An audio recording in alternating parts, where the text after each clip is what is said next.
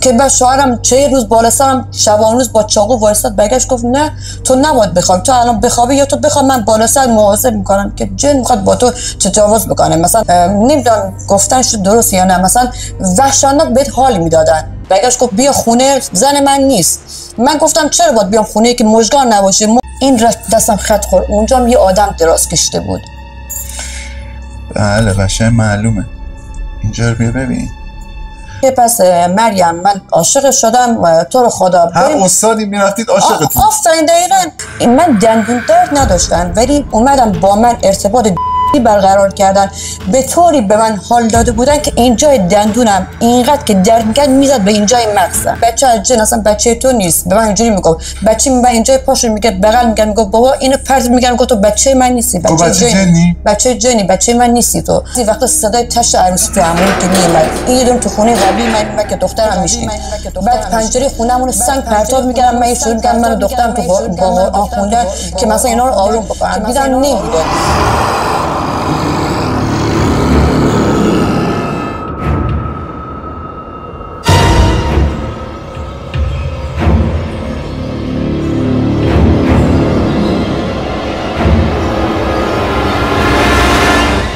خب رفقای عزیز، امروز اومدم پیش یه خانواده عزیز دیگه، مثل همیشه یه خانوم عزیز که داستانها داشتن برای خودشون، از دعانویسی گرفته تا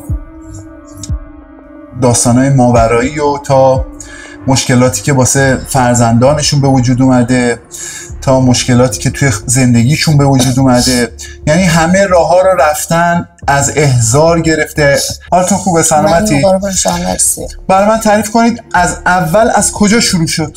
دقیقاً 22 سالم بود. شوهرم برگشت گفت که مثلا می‌خواست کاری بکنه، ما از خونه‌شون نرم تو داد زندگی می‌کردیم دیگه، همینجا بمونم با خانواده‌اش.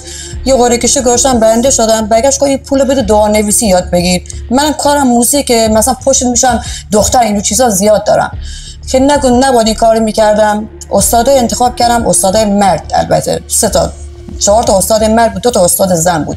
هر 4 نفر بهم چش داشتن. اومدن کارهای شرایطیم به من یاد دادن، بعد یاد ندادن، اذیتم کردن.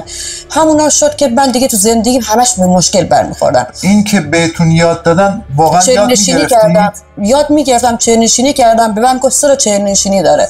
2 تاشو انجام دادم. واقعا به من اسم موکل برگشت، به من گفت نمیدونم بگم یا نه. حلال بود اسم موکل. مثلا میگه از خاندان مهمون، پادشاهای مهمون بود. خب چون من اصلا میدم تو خونه عکس میمون تو دیوارا میافتاد. عکس میمون رو دیوارا میافتاد. دقیقاً میافتاد. میمون وحشتناک، غول بزرگ بهتون میگم. بعد یه من دخترم زدیم، گفتم باشه دروغ میگه، اصلا شاید حلال نباشه. زدیم تو اینترنت که مثلا اسم موکل رو در بیارم، دیدم نه واقعا پادشاهای میمون بودن. بعد یه منش همچین انجام میدم. ریاضت داشت دیگه، فکر کنم ذکری داشت 4000 5000 10000 من میخوندم. من خونی دوست پسرم بودم، موقع زندگی میکردم. این برای چی می‌خواستی دعانویسی یاد بگیری؟ عاشق این راه بودم، دوست داشتم یاد بگیرم. این شاعر منم بیشتر من خیلی وحشتناک اصلا دوست داشتم، ولی گفتم رحمانی شیطانی یاد نگیرن، قلم جدایی اصلا مثلا گفتم یاد ندن. یکی از من 5 میلیون گرفت، یکی از من اون موقع بهتون میگم 10-12 زیاده 40 میلیون من دادم، خیلی زیاد. شوهرم صرف ارگ خورش فروخت بابت این کار. بعد هیچی به من یاد ندادن که آخر سر دیدم هم استادم که الان فکر کنم 100% من داری میبینه. برگشت گفت بیا خونه، زن من نیست. من گفتم چرا باید بیام خونه که مژگان نباشه؟ مژگان باشه به من یاد بده دیگه. من برای چی اونجا بیام؟ نرفتم، همون شد دیگه. من کم کم اذیت شدم دیگه. چلنشینی سوم انجام ندادم. موکل آخر که باید میگرفتم و نگرفتم. تا یه راهی به من برگشت 2 تا موکل داره، یه زن یه دونه مرده که هواتو داره. یکی تو رو به راه خیر میرسونه، یکی تو رو به راه بد میرسونه. به من اینجوری میگفتن که همون شد دیگه. من با دخترم، من با این بابای این بچه من ازدواج کردم. این باباش برگشت گفت من یه دونه نشونه که با تو ازدواج کردم تو این کار بودی. چون هر کی من به اینا میگفتم من میبینم، من قبول نمیکردم. میگفتم من دیوونه شدم، در صورتی که من میبینم بابا همزاده یا مثلا جن تو خونم میبینم. بعد عکس‌ها رو واقعا به من نشون داد، واقعا قبولش داشتم. تا اینکه من دخترم رفتیم توی خونه زندگی کردیم. اونقدر شوهرم من اذیت می‌کرد. کامل می‌بینم. قیافه‌اشونو می‌بینی؟ قیافه‌اشو اصلا کلا می‌دیدم. بعد چند تا رو می‌دیدم و یه دونه نمی‌دیدم. یکی شبیه بز بود، یعنی 2 تا شاخ داشت. یکی کسی میمون وحشتناک غول بزرگ. یه دارم یه مرد قد بلند، دقیقاً من اون رفته می‌خواستم بهتون بگم که بیان شب قبلش بخوابم، اومد بالا سرم بود تو اتاق دخترم، یه مرد قد بلند 1 متر و نیم، مشکی پوش، کاملا مشکی پوش. که از خواب بعد بیدار شدم. تو خواب هم تو بیداری هم تو خواب بعد دخترم میدید. تو بیداری کامل هم تو بیداری کامل که وحشتناک میدیدم. دخترم بارا همین دختر منم خیلی دیده بود، اذیت شد. خونه؟ این خونه نه، خونه مامانم، خونه که 2 تا خونه قبلی مال بابای بچه‌م بود. خونه قدیمی بوده. آره. ولی اینجا که من داشتم تو این خونه می‌بردم، این بچه رو از سر بنگادش خونه رو نشون میداد. بچه سر خیابون شما کجا اومدید؟ همونجا گریه کرد، دست من کشید که وارد این خونه نشیم. بچه همه رو حس میکنه. من به شاهد دخترم گفتم مامان من بهت قول میدم این خونه سنگینه، چون پارسا حس میکنه. من پارسا رو از تو بیشتر قبول دارم، چون بچه میبینه میفهمه دیگه. که همونجا داخل این خونه اومدیم دیگه وحشتناک شروع شد دیگه. بعضی وقتا صدای تش عروسی تو همون که میومد. این تو خونه قبلی من که دخترم میشنید. بعد پنجره خونه‌مون رو سنگ پرتاب می‌کردم، من شروع می‌کردم من و دخترم تو با قرآن خوندن که مثلا اینا رو آروم بکنم. دیدم نمیره. بعد فکر کنم شوهر من تو کار ترک احتیاط بود، آمپول می‌زد. مریضا تو اتاق داشتن می‌رفتن آمپول بزنن. یکان دیدم وسایل کتاب دعا‌نویسی من تو اتاق بود، ولی خب استکان نمی‌شد داشت پوری خود به خود بشکنه. محکم از بالا پرت شد افتاد، 1000 تیکه شد. دخترم بگاش که مامان اما اتاق رفیقاش اتاقی این اتاق چجوری از بالا بیفته بشکنه آخه. بعد همون شد که دیگه شب دیگه سنگ زدن، اذیت کردن. دخترم اذیت شد، دخترم که دیوونه شد، دست می‌خواست بخونه. این پسرم مثلا برگشت گفت بابا، بچه 1 ماهه که هیچ وقت نمیگه بابا. که بعد شوهرم 4 روز بالا سرم شبان روز با چاقو وایساد، برگشت گفت نه تو نباید بخواب، تو الان بخوابی یا تو بخواب، من بالا سر محاسب میکنم که جن میخواد با تو تجاوز بکنه، مثلا سر بلا رابطه برقرار کنه. آره که همجوری هم شد. بارها من تو خواب بودم مثلا یا به من تجاوز کردم، خیلی رابطه میگیرم خیلی زیاد. شاید من بهتون بگم نمیدونم گفتنش درست یا نه، مثلا وحشتناک بهت حال میدادن. چندین بارم گفتم یک جور به لذت میرسونن طرفو که من با شوهر خودم همچین حسی رو نداشتم. دقیقاً یه جور به لذت میرسونن که شما دوست داری. حتی بعضی هستن میگم دنبال اینن که برن دنبالش که پیدا کنن که این لذت رو به دست بیارن. یعنی به یه لذت خیلی زیادی میرسونن آدمو که اصلا توی حالت انسانی همچی چیزی اتفاق نمیفته، اصلا نمیفته واقعا. که این شبان روز با من کلا همچی ارتباط برقرار می‌کردن، با چاقو بالا سرتون وای با چاقو مثلا که آره که تجاوز می‌کنه. یعنی بچه از جن اصلا بچه تو نیست. به من اینجوری میگفت، بچه من اینجا پاشو میگه بغل میگم، میگفت بابا اینو پرت میگم، گفت تو بچه من نیستی، بچه جنی بچه من نیستی تو. که بعد من سر آخر با همه اینا من دیگه جدا شدم. اینا اومدم خونه که جانبازان که قبل که به من بگن دوست برد جریان استاد دعانویسی گفتم که اذیتم کرده بودن، عاشق صدا ستاره‌ام شده بودن که من تو دیوونه میکنم بیقرار میکنم. همینجوری شد. این داستانش چی بود؟ پیج اینستاش بود. اصلا میگم ببینه چون میدونم میبینن 100% شمار دارن. علم حروف بود. پیج اینستاگرامش علم حروف بود. بگش بیو به من اینستاگرام به من استاد سلام خوبی چطوری خیلی خوشگلی. بگش به من SMS داد، بگش که من تو رو بیقرار میکنم، مجنونت میکنم، دیوانت میکنم، خودت بیفتی مثل سگ به من بگی من تو رو دوست دارم. که همین کارم کرد. من تو 2 ماه بهش پا ندادم. من اصلا بهتون بگم اصلا من ندیدم، اصلا نمیدونم چه شکلی است. فقط میدونستم یه آدمی که سنش مثلا بالای 60 خورده یا پیرمرد. ندیده بودم، موکلش فقط دیدم. تصویری به من زنگ زد ولی صورت خودش به من نشون نداد.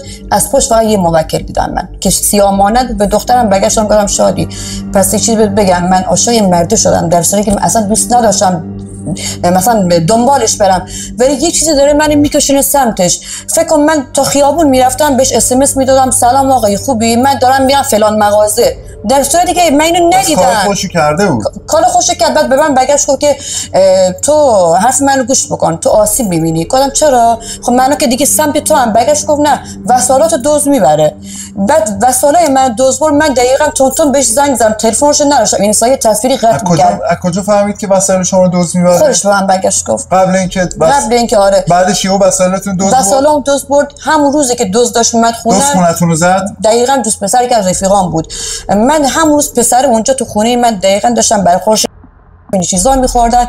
یا من برگشتم گفتم به شادی، دقیقاً دخترم الان باهاتون حرف میزنه، برگشتم شادی یه چیزی انگار من سرمو میارم پایین، یه چیز دود مانند مشکی باشه، دود مشکی باشه، اینجوری مثل جت میره میاد، تون میره میاد و گوشم داره بهم میگه فردا روز دزدیدن وسایلاته.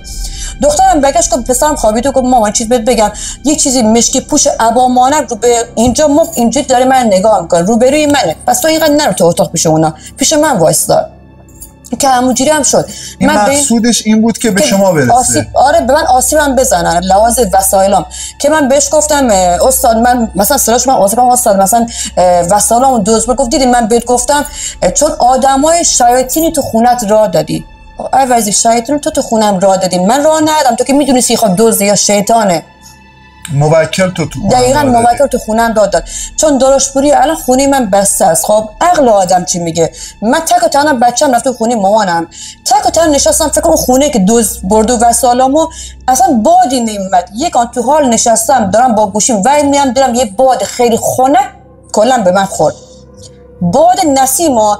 خب در بسته، پنجره بسته، از کجا این باد خنک باد به صورتت بخوره؟ موکل باد بود. من این حسو میگم. درست الان دستام کلا یخ شد دارم حرف میزنم، خیلی به من آسیب دید. بعد دیگه همون وسالام که دزد برد دیگه با من ارتباط قرار نگرفت چون آسیبش به من رسون، فقط میخواست هدفش از زندگی این بود که زندگی من نابود چون به شما نرسید. آره اومد زهرشو به شما زد. زندگی من دقیقاً که من 2 ماشین داشتم، بعد 2 ماشینا فروختم، این خونه اینا این دست و دوباره گرفتم. چرا فروختی؟ این خونه رو دوباره بگیرم، آواری خونه مردم بودم دوباره من. بعد همون شد من با یه استاد دیگه نزدیکتر شدم. برگشت به من گفت که پس مریم من عاشق شدم، تو رو خدا هر استادی میرفتید عاشقتون؟ آفرین دقیقاً. آقا یک نفر نشد که برام چش نشد مثل آدم به من یاد بدن. خب من که عاشق راه بودم، خب راه میدادیم، من شوهر نداشتم، بالا سر بچه‌ام یه نونی اصلا در می آوردم، اصلا دعا نمی‌نوشتم، فال قرآن یاد می‌گرفتم. بعد برگشت گفت پس میام دنبالت با ماشین بریم خونه‌تون. من به دخترم گفتم مامان پس استاد داره میاد خونه‌مون، تو برو خونه من باش برم، میخواد به من یاد بده. به من ولی گفت غروب کارم تموم میشه. ما 5 بعد از ظهر رفتیم خونه تا ساعت 10 شب، خدا 10 11 12 بشه این دیگه چرا نمیره. یا برگشت که مریم اجازه میدی برق خونه تو خاموش کنم، یه شمع مشکی روشن کنم؟ شمع برای چی میخوای روشن بکنی؟ مشکی چرا حالا؟ بعد خب نور که بود، نور راهشونه همون دیگه شمع روشن که دقیقاً بغل من واسه یک کتاب قرآنشو در آورد. بعد دیگه حرف نزد در مورد داستان زندگیش. حالا من نشسته اون بغل من فکر کنم دراز کشته، ببین دیگه چقدر پررو بود اون. یو تعریف کرد، برگشت گفت که آره من میخوام داستان زندگیمو بر تعریف کنم. من برادرم مردشور بود، بعد به اون آسیب زدن، اومدن به من آسیب بزنن، بعد من این راه یاد گرفتم خلاصه کنم. من یه لحظه داشتم باهاش حرف میزدم، ساعت شد 4 صبح. خدا این چرا نمیره؟ یا گفتم استاد من حقیقت خوابم داره میگیره، بچه‌ها منتظر شما نمیخوایم بریم که منم برسونی؟ گفت خب دیگه 4 صبح دیگه همینجا میخوابیم. گفتم مگه میشه آخه من باشم شما باشم همینجا بخوابیم؟ که نمیدونم چی شد، خود به خود چشای من بسته شد داراشپوریا. یک لحظه خودم به خودم که اومدم دیدم توی نیم دایره هستم، دقیقاً همین دارم بهت میگم، نیم دایره من بغل یه نفر نشوندن، من لباس سفید پوشیدم، من به عقد یکی دیگه دارن در میارن. آخ دقیقاً به روی بابا. یعنی میگم تو دارم حرف میزنم اصلا دستام یه جوری داره میشه. این بار اولیه که من تو نیم دایره گذاشتن. یعنی استاداتون ببینن با جزئیات بگید. ببینید خود به خود من دیگه اون خوابید، منم چشام بسته شد خود به خود. یعنی بس نمیدونم شاید یه کاری با من کرد که من چشام بسته بشه. ولی یه چیزی بهتون بگم، خودتون نمیدونم قبول دارید این زمانی که میاد تو خونت باد اصلا میخواد باشه، یا یه استاد یا مثلا موکل، اون شب اصلا دیر میگذره زمان برات. زمان برای من دیر میگذره، میگم زمان چرا اینقدر دیر میگذره. یا چشام رفت یک آن دیدم که من فکر کن یه جای میز مانند نشستم، یه نفر بغل من، اونم سفید پوش منم سفید پوش، بعد همین دورم جمع شدم. من نیم دایره، دقیقاً نیم دایره هلال من دیده بودم، یه نیم دایره هلال بالا سرم بود که من بلند شدم، بعدم با ترس اینا به از اینا استادم بگشتم کردم هم چیزی احساس میکنم منو به عقد امشب در آوردن، یا منو مسخره کرد. بگشتم کردم چیت بگم، من دندون درد نداشتم ولی اومدم با من ارتباط جنسی برقرار کردن، به طوری به من حال داده بودن که اینجای دندونم اینقدر که درد میکرد میزد به اینجای مغزم، یعنی اینجوری میکردم، وحشتناک. یعنی درسته که مثلا اون روز دندون درد نداشتم، دندون خراب نداشتم. یعنی اون اجنه باهاتون ارتباط برقرار اینقدر که ارتباطش بد بود و سنگین بود، وحشتناک بود، فشار زیادی به من دندون درد زد و به مغز من. توی خواب بودید؟ توی خواب دارم بهتون میگم. دقیقاً هم بهتون بگم زمان رابطه هم حتی میدونم. من دقیقاً با خودش فکر کنید 7 ساعت ارتباط داشتم. با خود جنه؟ با خود جنه 7 ساعت تمام. صورت جن رو میدیدی؟ صورتش هم میدیدم. دقیقاً هم دارم بهتون میگم. شاید هم 7 ساعت هم بیشتر، چون شده مدت زمان ساعت اینا رو من میدیدم، حس می‌کردم. 7 ساعت تمام. به خاطر هم بهتون میگم دیگه فشار زیادی زد و به اینجام دندونام بهش خورد میشد، میزد به مغزم. یعنی یک دندونم جیت صدا می‌خورد. 7 ساعت لذت بخش بود. وحشتناک، ولی من داشتم اذیت می‌شدم. بعد اون بیدار شدید؟ اون بیدار شدم ساعت شد 7 صبح که دیگه اونم برگشت گفت من میخوام رفت کارشو کرد دیگه. اونم رفت که منو برد خونه مامانم پیاده کرد دیگه. اون رفت دیگه همون شد، من اونو با چی بلاکش کردم. تا این به درد من نمیخوره.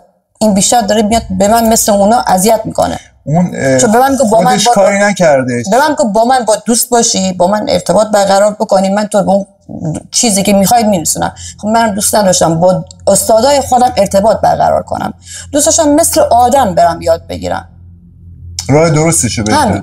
ولی خب شیطانی دوست نداشتم. آفرین. این راه هم درست نیست. نباید یاد بگیری. اصلا پشیمونم. پشیمونی؟ پشیمونم. شوهرم دیگه. شوهرتون چیه داستان؟ من انداخت تو این راه دیگه. برگشت گفت برو یاد بگی، من پشتم دیگه. من چه به شما از این راه پولم در بیاری؟ خیلی کم. شاید به اندازه ای که 2 میلیون یا 3 میلیون. آخرش ارزششو داشت؟ نداشت. خودم اذیت دارم میشم. پس ارزششو نداشت که اینا وارد زندگیتون بشن؟ اصلا بهش عنوان. اون بنده خدایی که گفت، بنده خدا، اون آدمی که تا صبحون پیشتون یه کاری کرد موکلینش از شما تغذیه کنه. آره. خودش کاری نکرد، موکلینش از شما تغذیه کرد. خب اون موکلین چی کار میکنن؟ این جایزه رو یه جور به اون موکلین میده که بعداً ازشون یه کاری بخواد، ازشون یه کار زیادی بخواد، بگه که من این جایزه رو به شما دادم، پس شما دیگه الان این کار برای من انجام بدید. امکان داره همونم منو بغد اینا در آورده باشه، من بفروشه به شیطان. 100%. من چون خودم تو نیم دایره تو حالت عقد بودی. همون دیگه، چون میگم لباس سفید پوشیده بودن، تو نیم دایره بودم، دایره کامل نبود. وقتی عقدشون شدید طلاقی خونده نشده، هنوزم امکان داره شما عقدشون شده باشید، هنوزم شما یعنی زنشون باشید. میگم که یعنی زن جن شده باشید. این منو اذیت میکرد. و هر خونه‌ای میرفتم میومدن با من. هر خونه‌ای میرفتم، هر خونه‌ای. یعنی آخرین خونه است که گرفتم. بعد این فیلمای همش میگرفت، داشتم براتون تعریف میکردم از یخچال سایت که آینه که نمیشه همچی فیلمی گرفتش که باور نمیکرد. من بعد که نشون میدادم به من میگفت که بوی شیشه به تو خورد. توهم گفتم آقا توهم دیگه من زدم. این فیلمو فرستادم به دعانویس کردستان دیگه، اونم توهم زده. برگشت که یه دختر تاپ شلوارک مشکی پوشی، شروالی آبی، موهای مشکی بلند، 5 تا پسر ردیف دارن به تجاوز میکنن. این شوهرتون از این فیلم گرفته بود؟ فیلم گرفته بود. فیلم و دخترم داشت.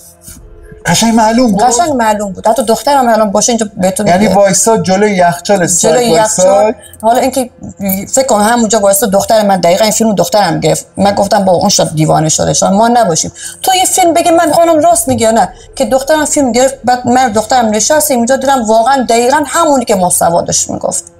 قشنگ جزئیاتش معلوم بود؟ دقیقاً معلوم بود که من فرستادم فکر کنم برای شما که شما ببینید. اصلا من بهتون نگفتم داراش بیار جریان چیه، برای مثال که شما دیدی خودت به من حرف زدی، گفتی اینو کی برات فرستاده؟ گفتم حالا بماند کی فرستاده، فقط داخل این فیلم چی بود که اونم میفرسته برای کردستان برگشت که اینو کی گرفته فقط از یخچال هم چیزی رو بگیرن. بس صورتشون صورت جن بود یا صورت آدم بود؟ من 2 تا رو صورت انسان دیده بودم. بقیه صورت جن؟ بقیه صورت که میمون قد بلند وش غولا، یکی هم که بز دقیقاً 2 تا شاخ داشته باشه، بز دیگه شیطانی هم دیگه. یکی هم که دقیقاً آره اون هفته من بهتون زنگ زدم شما گفتی هفته بعد، شبش که خوابیدم حالم بش رو یه هفته رو به قبله افتاده بودم که شب قبلش به شکل انسان بود ولی یک مرد قد بلند 1 متر و نیم مشکی پوش. الان شبا که میخوابید تو شب خوابم اذیتتون میکنن؟ خیلی بارا خودم کنار رودخونه دیدم، لخت کنار رودخونه؟ لخت یعنی یه روغن به من میزدن بعد جابوز میکردن. لخت تا اینجوری بهتون بگم. فکر کن بعد منو میبردن، من آینده رو قشنگ میدیدم. مثلا فکر کن میدونم جهان بعد چی میشه، مثلا یا آینده چی میشد. مثلا زمانی که زلزله داشت میمد به من نشون داده بودن، یا سیلی که داشت میمد به من نشون میدادن. بعد فرداش من به اینا میگفتم همچی اتفاقی میفته، همین منو مسخره میکردن، هیچ باور نمیکرد. اتفاق میافتاد، همین میافتاد. دقیقاً. بیشترین چیزی که داره اذیتتون میکنه چیه؟ بیشترین چیز پام کبود میشه، افت فشار وحشتناک که ضربان رگم نازک میشه، ضربان قلبم تون تون میزنه و یه هفته رو به قبله بعد اخلاقم اصلا گوه میشه، یعنی عصبی میشه، عصبی وحشتناک که اصلا بچهای خودم رحم نمیکنم. بعد بچه‌ام اذیت میشن، بس میره توی بدنت. بعد با هر کی ازدواج میکنم اصلا الان من باش هستم و بعد یه هفته ازش متنفرم، دوستم نباشه تو زندگی. خودم بهش پیشنهاد سیغه رو میدم یا ازدواج میدم، خودم دارم بهش میدم، میانم تو زندگی ولی بعد بهش میگم گم شو برو. اینجوری. این آخرین نفرم که دقیقاً بهتون گفتم. آره همین مشکل داشت. ولی من این کار کرده بودم، اصلا اون بنده خودش مشکلی نداشت، خرج منم میگه خیلی ساپورت هم میکرد. ولی فکر کنم بعد 1 سال بهش گفتم از زندگیم برو بیرون، نمیخوام دیگه باشی. خب این به احتمال زیاد توی بدنتون خیلی وقت کبود که میشد. الانشم بابجی میگفتم، من رفیقم اونجا نشسته بودیم تو اتاق، یه کبوتر آورده بودم که تو خونه مثلا بمون نگهبان ما بشه. معمولا میگفتن کبوتر سفید میترسن اونا، یا خروس سفید رو میترسن. کبوتر بال میزد. رفیقم گفت اصل یا مریم برو ببین چی آخه داره پر میزنه، حیوان مرد. من گفتم بابا دیگه نمی‌تونم بهش بگم، اون داره میبینه، منم دارم میبینم تو این اتاق. برقم خاموش بود. گفت روشن کنم، برام گفتم روشن نکن، بذار تاریکی بنز قرآن بخونم اسفند دود کنم. دقیقاً من نمک و اسفند و اینا رو دود کرده بودم، یهو دیدم برگشتم قرآن رو خوندم، برگشتم اومدم نشستم. به رفیقم گفتم الان خونه سبک میشه، کبوترم سبک شد. یا رفیقم گفت تو پشت خودت دیدی مریم؟ گفتم چی شد؟ به اندازه اینجوری چنگ بزنن آدمو، اینجای من اینجوری چنگ زده بود، با اینجام چنگ خورده بود. خب دقیقاً کار دوستم که نبود. خب منم که ناخونم میبینی اینجوری کوتاه نمیتونم خودم چنگ بزنم که ناخوناشو به این بزرگی اینجا افتاده بود. اینجوری بلا سرم آورده بودن. بعد شده تو خونه یهو بوی بد بیاد. بوی بد الان من داشتم برات تعریف میکردم. شوهرم حواس حلیمو آش کرده بود، دقیقاً 6 صبح بود. همین که میگم 40 روز بالا سرم مونده بود، بعد حواس حلیم میکنه برای 40 روز. گفتم خب بگی منم حلیم دوست دارم، بره حلیم بگیره که بیاره گذاشت که ما بخوریم. من رخت خواب بخوام دراز کشته بودم. نشست بگشت گفت که لا اله الا الله، من به اینا چی بگم؟ فوش خار مادر اینا دار فلان فلان فلان شده از زندگی من چی تو رخت خواب من شش کنین. یعنی بوی دشید ادرار مدفون کله منم داشت میبرد. فکر کنم تو رخت خواب من دیش میکردن. تو رخت خواب تو دیش کرده بودن؟ وحشتناک. یعنی برو اون حس کرد، منم حس میکردم. من کنار شوهرم میموندم با اون همین چیزا حس میکردم. به خاطر همین الان مثلا بهتون میگم شاید قوی‌تر شدم، به خاطر اینکه اون داره اذیتم میکنه. شوهرم هر دقیقه همزاد پنداری میکنه، میندازه موکل تو خونه من که از خونه من حرف برای اون خبر ببرن. شوهرم آدمی است که داشت بود رفیق بهش عنوان نداره. من بگم یه رفیق داره، دخترم میدونه اصلا نمیدونه رفیق چیه. شاید اولین زنش من بودم، باکره بود شوهر من، اینجوری رو بهتون بگم، یعنی به زن دست نزده بود اصلا.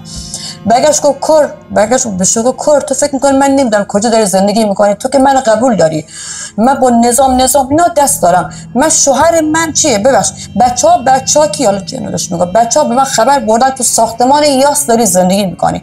به دخترم گفتم شادی اما مصطفی دوباره شیشه داره مصرف می‌کنه، دوباره همزاد پنداری داره می‌کنه، بهش خبر بردن من کجا دارم زندگی می‌کنم. با اون خیلی اذیت شدم. اون یعنی شیشه میکشید که بتونه با اون ارتباط بگیره؟ عاشق این کاره.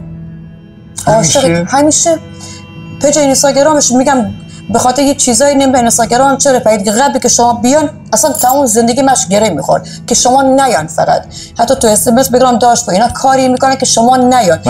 اینستای من پرید میخواستم عکس‌ها رو بهتون نشون بدم. میخواستم برم همین. آره میخواستم عکس‌ها رو بهتون نشون بدم. همین مصطفی دقیقاً فکر کن از آینه عکس گرفت بود پیج اینستاگرام گذاشته بود. فکر کن تو این آینه است دورش پوریا. آینه هم دقیقاً اونجوری شبیه همون در خونمونه. فکر کن اینجا این آینه نیست مگه اینجا یه هلال اینجوری. خب یه آدم سفید کفن پوشته میخوام برن مکه. خب از داخل آینه دارن ورود میکنن. من به شاهدی گفتم دخترم تو این عکس چی میبینی؟ بگش که مامان یکی دارن میبینم داره میره به اون طرف آینه. خب میدونه که اونا از پورتال باز شده. آفرین. آره ای کاش من این عکسو داشتم بهتون نشون دادم.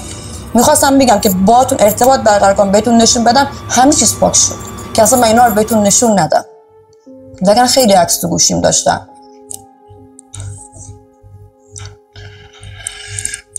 بدترین چیزی که توی این چند مدت توی این خونه دیدید، حضوراً دیدید، پریشب چه شکلی بودش؟ دقیقا عکس گرفته بودم تو گوشیم، فکر کنم باشه اگه پاک نشد عکس معمولا که کبرنگ میشد. دقیقا یه آدم غول هیکلی وحشتناک، هیکلی کچل فرم. تو گوشیتون داری؟ تو گوشیم اگه باشه که میگم که شادی از گوشی برمیدی. دقیقا میگم دستم خورد که میخواستم بهتون نشون بدم، میگم یه کاری میکرد که من این عکس‌ها رو بهتون نشون ندم. فقط اینا فقط این کارو با من میکردن. دستم میخوره میام اینجا رو خط خطی میکنم.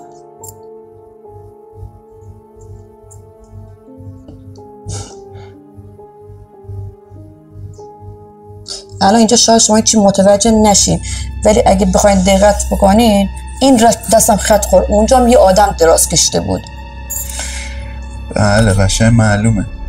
اینجا رو بیا ببین، غول هیکلیه، چیز سیاهه، یه غول هیکلیه واقعا. یکی هم یه عبا پوشیده مشکی که اون برای عکس هر طرف نگاه کنید 4 تا آدم مشخصه. میخواستم بهتون نشون بدم دستم خط میخوره، اون علامت خط رو میارم. این هاشش میبینی این سفیده کامل درسته. معمولا ساعت چند شب میان اذیتتون میکنن؟ براشون فرق نمیکنه، همیشه میان. همیشه میان. صبح هم شده بیان؟ دقیقا صبح نه، من به خاطر همیشه سفیدی صبح میخوابم، یا اگه خوابم ببره که اینا دیگه میان اذیتم میکنن. شبا بیشتر؟ شبا بیشتر. 3 شب 2 شب 2 شب آره، 1 شب بیشتر 12 به بعد. آره بیشتر 12 به بعد. معمولا 12 به اون طرف دیگه اینا بچه رو چقدر اذیت؟ بچه رو که خیلی اذیت کردن که بچه 1 ماهه بهتون میگم برگشت گفت بابا، بچه 1 ماهه دراش بود یا حرف نمیزنه. مصطفی خیلی خوشحال شد وای بچه حرف زد. بعد بیو برگشتم گفتم مصطفی بچه جنه که همین اتفاقا همین رو داشتم بهتون میگفتم دیگه. گفتم مصطفی بچه حرف نمیزنه. گفت چه بگم؟ اینا رفتم تو وجود این بچه، تو درون این بچه، که همون لحظه بچه سنگین میشه داراش بره. اینقدر این بچه خوشگل شده بود، فرداش اینقدر عروسک شده بود که من اینو همون میکنم بچه سنگین میشه، یک گاو آدم میخواد بغل بکنه، این بچه شبیه اون گاو شده برای من انگار.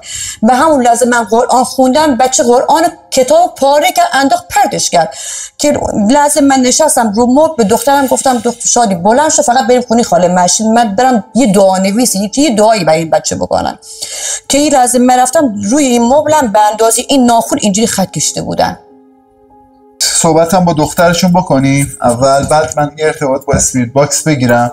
خب شما از اول به من بگید که چیزایی که مادرتون میدید شما چی میدیدید توی این خونه، توی این جریانات شما چی میدیدید؟ من از وقتی ورود کردم به خونه مصطفی اینا تا مامانم زندگی دوباره شروع کردم به زندگی کردن، کلا خیلی چیزا حس میکردم، کلا خیلی حس شیشه هم باز شده بود.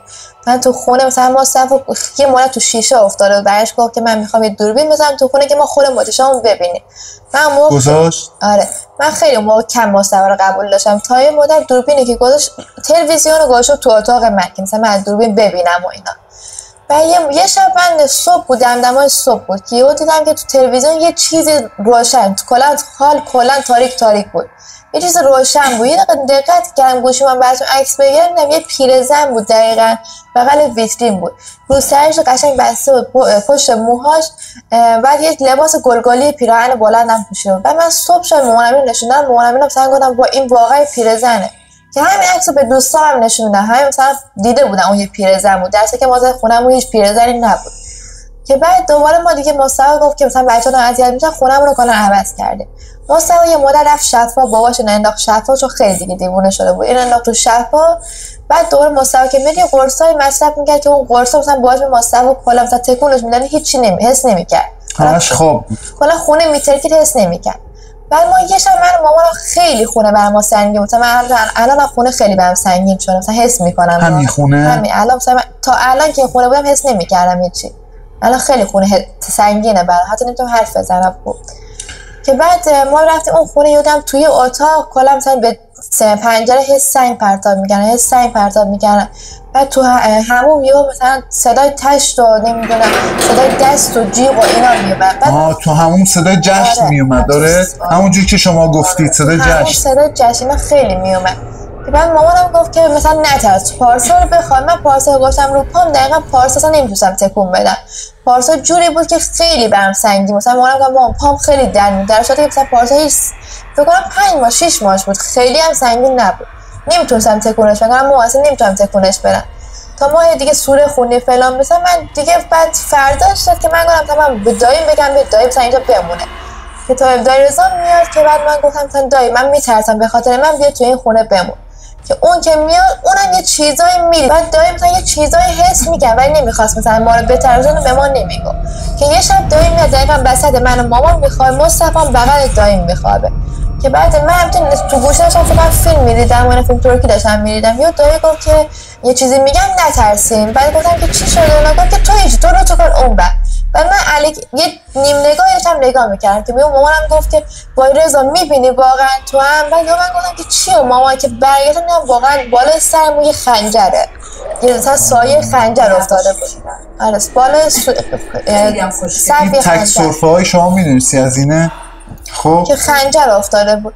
که یه دایی گفت که بس من دیگه با شما همینجا میمونم، یه چند مدت میمونم. که دوباره شد فردا شبش تباشون میشه. یهو بعد دایم یهو مصطفی برمی‌داره چاقو برمی‌داره میخواد مثلا دایم مثلا چاقو بزنه. دایم مثلا خیلی ترسید، اونطوری نیست بگه بیا مثلا من بزن اینا. یهو داد بیا منو بزن، بیا منو بکش. من مامانم سکته کلا می‌کردیم، خیلی ترسیده بودیم. که دیگه من دایم برمی‌دارم میرم خونه مادرم. امکان داره برن تو جلشون دیگه، برن تو جلشون باعث بشن که یه قتل اتفاق بیفته. شوهرم مشکی شده بود انگار این مداد مشکی انگار تو چشش قرمز. که من اون لحظه به شادی گفتم شادی این مصطفی نیست. چشای مصطفی خون شده بود، مشکی شده بود. مشکی خطش دقیقاً کشیده بودن دقیقاً انگار. اینطور خیلی مشکی چشاش باریک. خود مصطفی نبود. نبود. آره. که بعد دیگه ما رفتیم خونه مامانم که من خونه مادر بزرگم بودیم، یه مدت اونجا بودیم. که بعد بابا بزرگ من یه مریض میشه، مثلا ریش خیلی داغ شد، بیمارستان مثلا بستری بود. من یه شب تو اتاق برخوردم قلیون میکشیدم تنهایی. بعد دوستم تو مثلا گروه چت میکردیم و اینا. بعد مامانم که تاریک بود، دقیقاً من آدمی بودم که حتی الان میخوام دستشویی برم تاریکی رو میترسم، اونطوری تاریکی من تو حیاط و اینا. اون شب ولی نه اصلا هیچ چی نمیترسم، خیلی نترسیده بودم. اون شب یهو من بلند شدم، قشنگ ایلینا جمع کردم، گذاشتم تو آشپزخونه، بلند شدم تو حیاط، در صورتی که اصلا دستم حتی راهی نمیکرد که من برقو بخوام روشن کنم. پاشدم رفتم تا برقم دستشویی، اومدم بیرون، تو آینه تو تاریک قشنگ موهام تو پریشون یا اینطوری کردن، قشنگ موهام اینطور پریشون اینطور میگم، قشنگ انگار تو آینه شم خالی میکردم مثلا با خودم میدونم خوشم میومد از قیافه خودم. به آینه نگاه میکردم، یه چشمک بر خودم زدم، اومدم داخل خونه. که من دقیقا اوپن و یو اینطوری گرم، یو سهم تو گیج میرفت، دوباره کنم هیچی نیست بکنم، مامانم میگم میترسه. خودشم رفتم اتاق دایم رفتم یو اتاق دایم که رفتم دستگیره رو گرفتم، یو من اینطوری میکردم، هی دستگیره میگرفتم، یکی من میخواست داخل اون تاریک، پشت درمون خیلی تاریک بود، هی تو اون تاریکی میخواست من یکی بکشم، من خودم میکشونم عقب. که یهو من کلا از بیهوش شدم، هیچ یادم نمیاد. که مامانم میگه من مثلا تو یهو رفتی بالا، قشنگ اینطوری قشنگ سرت خود یه زن مونده سرت بخوره به میز تلویزیون، یهو افتادی. اون صدا یه جوری صدا بود انگار مثلا یه بمب ترکید. که بعد من یهو تا چشام باز کردم دیدم مادر بزرگم داره داد میزنه، مامانم میگه تو الهی تو رو درد بگیر، چرا وارد این راه شدی، بچه من داره میکشی و اینا. یادم مامانم می‌خواست قرآن بخونه، من میگم مامان نخون قرآن، تو رو خدا نخون. هی داد میزنن. از قرآن خوندن بدت میاد؟ نه از قرآن میترسیدم. میترسیدی؟ اون خیلی میترسیدم. الان چی؟ الان نه قرآن میخونم، سماعت کردم من میخونم. آره میگم ما قرآن نخون، من اذیت میشم. مامانم میگه ساکت شو بذار قرآن بخونم. که قرآن رو خوند و اینا. من دوباره فردا که از فرداش خیلی اذیت میشدم. که مامانم یه استاد داشت تو انزلی، منو میبره پیش اون. این راهی خونه استادش که داشتم میشدم، من دستم میرفت سمت دستگیره در، هی میخواستم خودم پرت کنم از ماشین پایین. که وارد اون خونه شدم، مثلا انگار مثلا یه عالم آدم میدیدم تو اون خونه، مثلا در صورتی که هیچ کس نبود، خود من بودم، زن اون آقا با استاد مامان، با خود مامانم، ولی کلی سایه پایه میدیدم تو خونه. موکلین بودن اونجا. آره خیلی بس سایه میدیدم، نه که مثلا آدمی، ولی سایه خیلی میدیدم. اون علی اسم مثلا علی بود، چشاش آبی بود، قشنگ کاس آبی بود. اومد دقیقاً جلوم نشست، برایش گفت که تو چشای من نگاه کن. من اینطوری نگاه می‌کردم، گفت تو چشای من نگاه کن. چرا؟ یه سم داد زد، سرم رفتم پایین، گفتم نمیتونم تو چشات نگاه کنم. گفت چرا اجازه نمیدن؟ گفتم که نمیدونم چرا نمیتونم تو چشات نگاه کنم. یه داد زد بهتون میگم برین اونور. این دادو که زد من اینطوری میلرزیدم گفتم چرا مثلا داد داریم نگاه با تو نیستم با اونایی که نمیذارن تو چشای من نگاه کنی هستن. یه سوره خون توی لیوان و هم سوره خون آب بود. اون آب داد من بخورم نصف اون آب مون رو گلو مثلا نمیرفت پایین. انگار مثلا یه چیزی خورده بودم هی نمیرفت پایین اصلا در حالی که آب بود. من هی تو سرفه میکردم. من یه دونه فکر کنم برف بود اون زمان خیلی برف بود خیلی زمستون بود سرد بود که گفته بود که باید تو 5 صبح فکر کنم اشتباه نکنم 5 صبح با اون آب سرد با خودت همون کنی بعد بری تو سر کوچه لخت بری سر کوچه آب بریزید دور. گفتم آخه من سرسمو چجوری من برم آخه این آبو مثلا بریزم رو خودم که باید انجام اگه میخوام همزادت بکشم با این کارو انجام بدی. که من این کارو مثلا من فکر کنم تا 10 روز 20 روز چقدر این کارو انجام دادم ولی واقعا سبک شده بودم.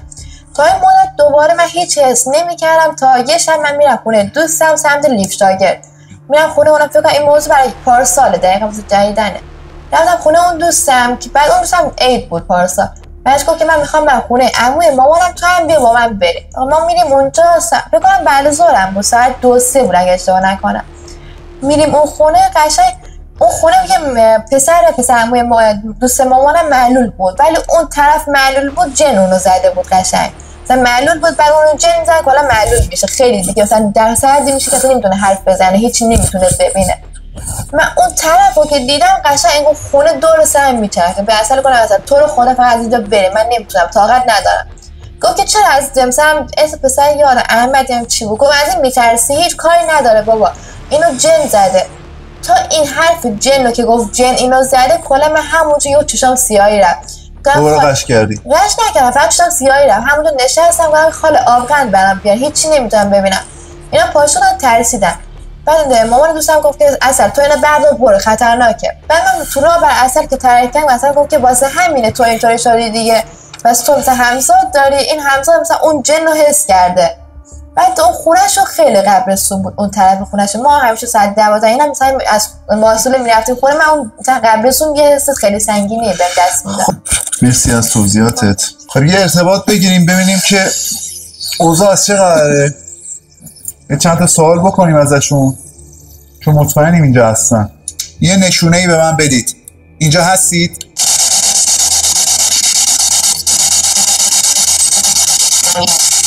بله قشنگم گفت بله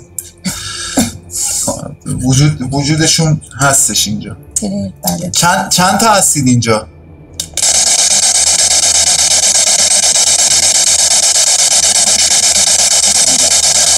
تا. بهتون گفتم تعداد بالاست خیلی هم قویه. دومش هستید؟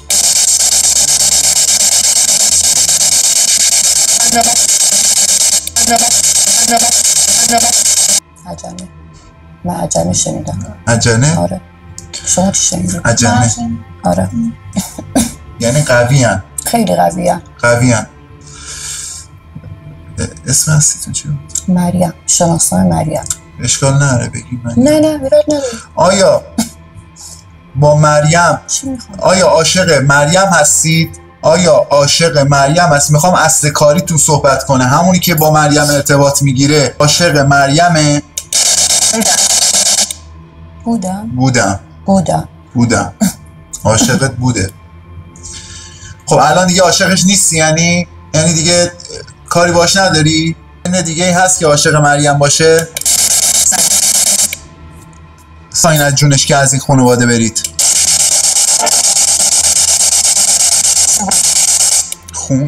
آیا این سرفه های پشت سر همه مریم خانوم این مریضی که تو ریش انداختید گردن شماست؟ به خاطر شماست؟ به خاطر وجود شماست؟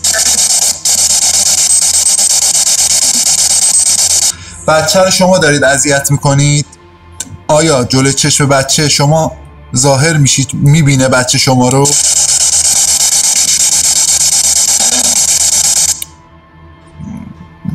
میگه به روح به شکل روح بچه بعضی وقت اینجوری خودش میلرزونه که فکر کنم میاد تو بدنش میلرزه دیگه. آره. الان هم لرزید به خاطر اون احضاراتی که زده مریم خانم زده شما وارد شدید توی خونه؟ اصلا چی وارد شدن با من؟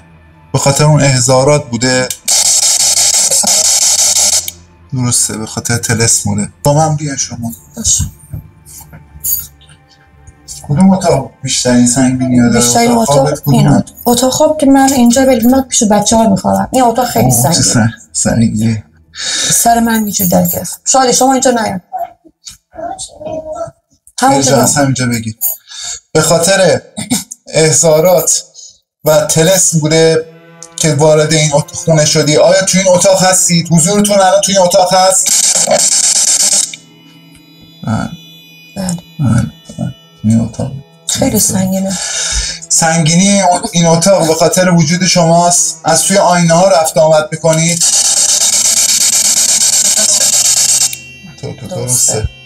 درسته. از آینه ها رفت آمد میکنن. خب تو اونجا بمون دیگه شدی. بارسا برو اونجا اینجا برید. این خوبه که اینجا زدی. حالا این آینه رو همه رو مهرمون میکنم من. کجای این اتاق هستید؟ به من نشون بده. یه نشونی بده. کجای اتاق هستید؟ دشمن. کجای این اتاق هستید؟ زیر میز میشه اینا دیگه. زیر میز. من احساس میکنم بیا من به این کمد شک دارم. این کمد زیر میز. آیا تو این کمد هستید؟ بله. چون من این کمد سنگینه. آره بله. یه بچه گفت. اگه باشه بهتون گفتم. این بچه هست که اینا میاد. آره یه بچه هست میاد اذیتش میکنه. اونم خوابیده بود بگشت که یکی از کمد داره میاد منو میکشه میبره. این بچه گفت یکی از کمد داره. اون پسره گفت کمد یکی من داره میکشه میبره. خونه اصلیتون کجاست؟ خونه اصلیتون تو این کمده؟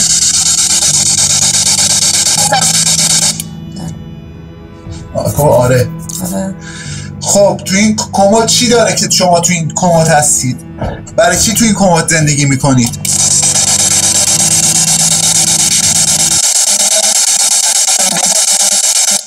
طلسم سنگینی. خب کی کرده آخه برای مهم؟ کی این کارو کرده که طلسم سنگینی تو این خونه بیفته؟ کی این کارو کرده؟ خواهش میکنم اسمی ازش ببر. گفت امید علی. یه اسم به من بده. خواهش میکنم ازت یه اسم به من بده.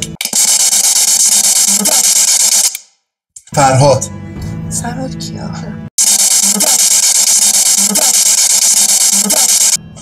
فرهاد یه چیزی شبیه به همین. فرهاد شاید اسم کسی که رفته پیشش دعانویسی کرده. اسم ببین یه سری هستن این اسم شناسنامه میده مثل من خود شما. تن منه یعنی تن منه یعنی تن من برام طلسم زده. فامیل من خون من.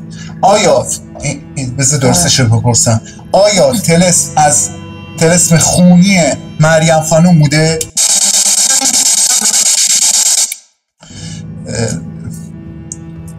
میکنم جواب منو بده. آیا طلسم از طلسم خونی مریم خانم بوده؟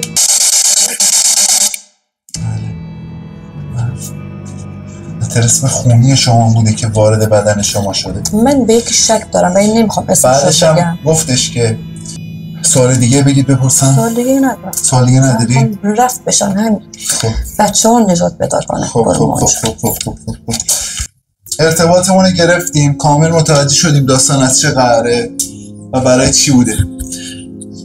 فهم کنی چیزی دیگه مونده باشه که بخوای بهم بگی؟ چیزی که ندارم همینا بیشتر. فهمیدید به خاطر چی بوده؟ آره. درسته؟ به خاطر اینکه اون لذت رو بتونن از طریق شما ببرن. چون خیلی وحشتناک بود. آره به خاطر همون ولکن معامله نیستن که بخوان بمونن توی این خونه. ما الان شروع میکنیم به پاکسازی. اول شروع میکنیم به پاکسازی خونه، بعد شروع میکنیم به پاکسازی بچه ها. خب رفقا پاکسازی کامل انجام دادیم. خدا رو شکر پاکسازی خوب انجام شد. حالا مونده این موجودات یه روزه نیومدن که بخوان یه روزه برن. بهشون گفتم باید یه سری کار رو انجام بدن. گفتم همه رو نوشتید خودتون. من نوشتم. بازم چیزی بشه بهتون من از این به بعد مثل خواهرم من هر وقت با من تماس بگیرم من خانواده‌ای که میرم ول نمی‌کنم برم همینجوری. همه میدونن. من 3 تا چله پاکسازی دارن. باید پاکسازی انجام بدن. خونه‌شون هم کامل پاکسازیش انجام شد. توی بدنشون چیزی نبود که بخوام در بیارم. که بخوام برون ریزی کنند، اسمش جنگیری نیست، برون ریزی اسمش. تو بدن چیزی نبود. خون پاکسازی انجام شد، خودشون هم دیدن با دوربین حرارتی. حالا یه سری چیزا هم اساتید میگن که اینجا جاش نیست بگم، خودم خصوصی بهشون میگم که نظر اساتید نسبت به خونهشون و کلا داستان زندگیشون چیه. دمتون گرم. همه چی اوکی بود؟ آره دست ممنون، مرسی. یا علی.